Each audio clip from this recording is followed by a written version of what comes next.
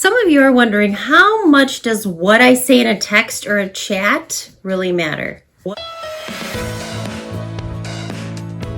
Oh my gosh, it totally matters. It matters huge. It's huge, you guys, seriously, because people are reading into what you say. So it really does require care that you really watch the words that you use and try to inflect some tone or humor, an emoji or something in there if you're joking around. No sarcasm, seriously, on text or chat. The person you're talking to isn't going to get it. They don't know you yet. They just met you or started messaging with you. They don't know how to gauge you yet. So you have to be just really, really cautious. So that is going to take care, and try to go with the vibe of the other person too. So if you're saying, hey, you want to get together, maybe you want to be a little more formal about it. I'd really like to get to know you more. Can we chat on the phone tomorrow night around 8 about going out sometime? Be specific, be respectful, kind, specific. Wednesday at 8 o'clock. Talk on the phone. And then when you're on the phone, then you can get to know each other if you still have a really good feeling. Now you've established some tone, some banter, some humor, conversation, which is fantastic. And then you say, how about we go out this Friday for drinks? How about 6 o'clock? How about 8 o'clock? Okay, you set the date and the time right then. You don't have to set the place right then, but asking a woman out with the date and the time, woo, that is so attractive because most men do not do that. They say, hey, you want to go out sometime? Really casual, like, a little surfer boy kind of phrasing. Well, no, that's not how to get a woman's attention. Don't ask her out till you're actually ready. You've looked at your calendar. When do I have time to date her? And then say the date and time right when you make the invitation. Don't let days pass by. There's days pass by before you can go out on the date. That's fine. Say, I'll be back in town Saturday at 4 o'clock. How about we go out for appetizers? You're going to be gone for a few days, no problem, but you want to get on her calendar. Set the date and time. You can go out Monday, Tuesday, Wednesday, Thursday, Friday, Saturday, Sunday. You do not have to just date on the weekends. Okay, so be careful with what you say, because you never want to ask a woman out without a date and time, because if time gets away from you, that's setting off all sorts of red flags about disrespect, not keeping your word, rude, mysterious, what's the mixed message with actions and words not matching.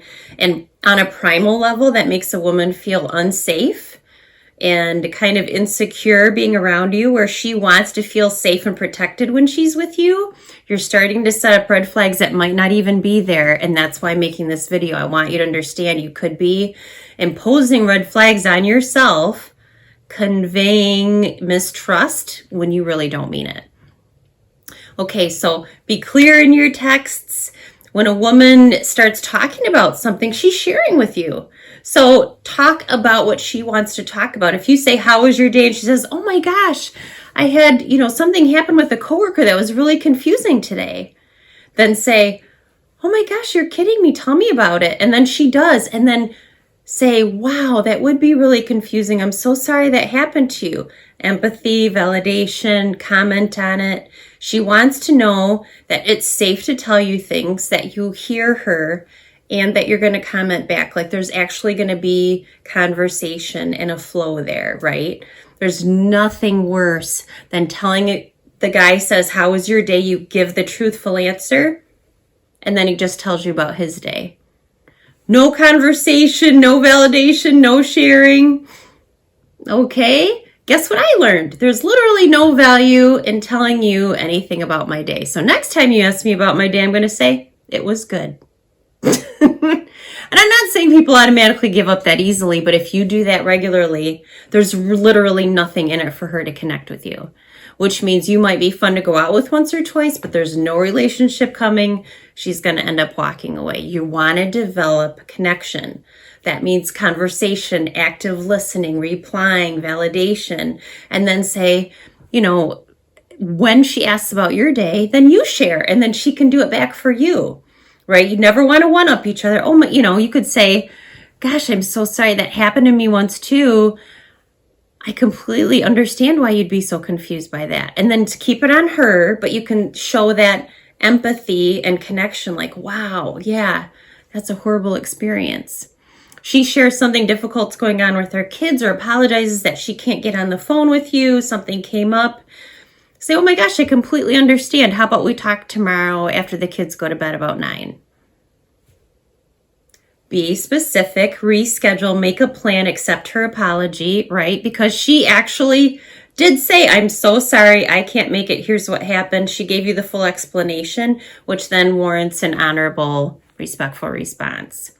So you do want to make sure that when you're texting, you are trying to make it conversational like you would in person. You're not going to write big, long paragraphs, and we all have very busy lives, but it's lovely to say good morning, good night, check in during the day, make a connection, or pass along a funny story or something just to keep the flirtation up until you can meet in person. Always talk on the phone first. So when you're texting about that, say, I would really love to chat with you on the phone. Are you ready to take that step? Or just say, I'd really love to get to know you better. How about we talk on the phone tomorrow around 9 o'clock? Ask her, tell her, you're basically saying I'm interested in you, date and time. Yeah, you're being the man, the gentleman, taking the lead, you're pursuing. And you're telling her also, like, I am interested in you and I care enough about you that I'm letting you establish safety with me on the telephone first before we meet. Because it's a big leap to go from texting someone to getting together. And a quality woman loves it that you're going to respect her time, that you are considering her safety, and that you want to develop a connection before you even meet. Is it 5 days of phone calls? No. You're going to talk on the phone. If you like her, set a date and time for you guys to go on a date.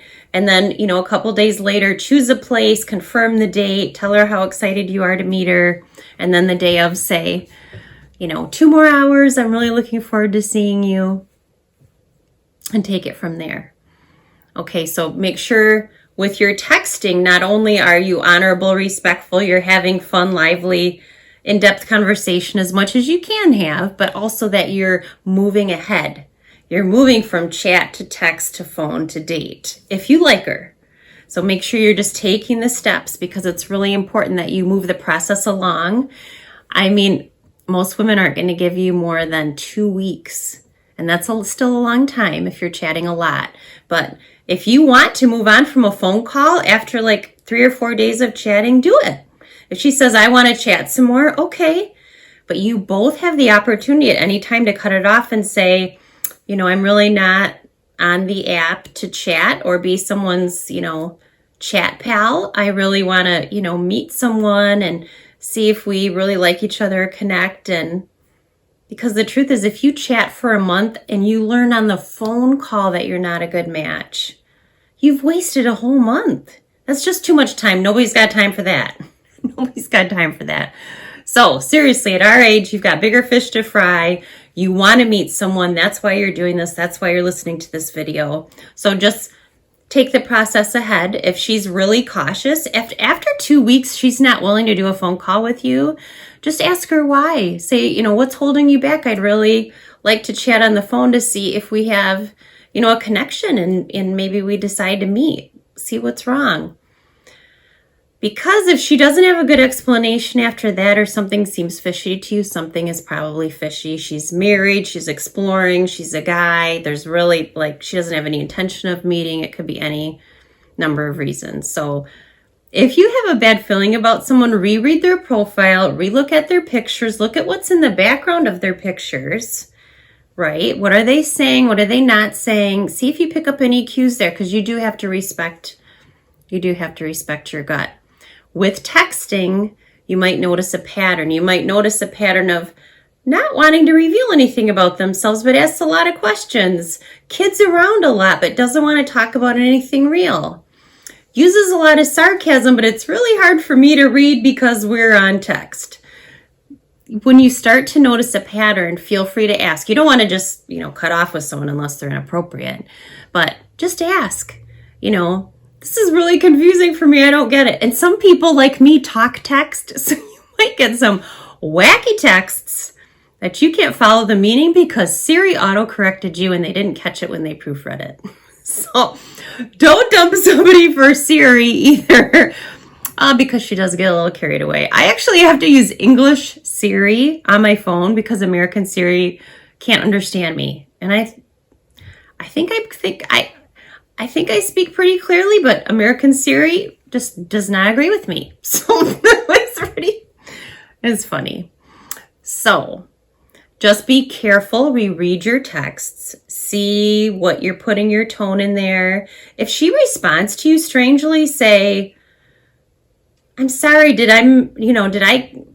we have a misunderstanding, or did I confuse you? And tell her if you talk text, you might get a weird message. Like, try to just make sure, open the door that there might be a miscommunication because you're texting, because there probably will be. And if there isn't, then there's going to be. That's just how texting works. It's really puzzling, difficult to follow, confusing, and some things that you would completely interpret another way if someone said it to you in person. Good luck with your texting. Good luck with your chat. And as soon as you feel comfortable and she feels comfortable, move on to phone, because phone and just getting that sense of someone can eliminate a lot of what someone thinks might be spooky, red flaggy, creepy, bizarre, weird, but it's just because they haven't talked to you yet. And you're eliminating all that confusion, all that smog, that gray area that could be mucking things up for you guys, when really you could be a really good match. Good luck, guys. True-connection.net.